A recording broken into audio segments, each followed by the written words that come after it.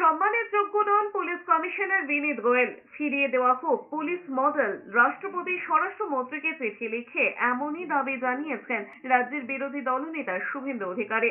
রাষ্ট্রপতি ও স্বরাষ্ট্রমন্ত্রীকে চিঠি লিখে সোশ্যাল মিডিয়ায় পোস্ট করে শুভেন্দু অধিকারীর বক্তব্য, কলকাতার পুলিশ কমিশনার বিনীত গোয়েলের কাছ থেকে ফিরিয়ে নেওয়া হোক পুলিশ মডেল। আরজিকর কাণ্ডের তদন্তে সিপি বিনীত গোয়েলের ভূমিকা নিন্দনীয় এবং লজ্জাজনক। তথ্য প্রমাণ লোপাট এবং হাসপাতালে হামলার ঘটনায় সিপির ভূমিকায় প্রশ্ন রয়েছে। তার রাজনৈতিক প্রভুর স্বার্থে তদন্তে অন্তর্ঘাতের চেষ্টা করেছেন সিপি।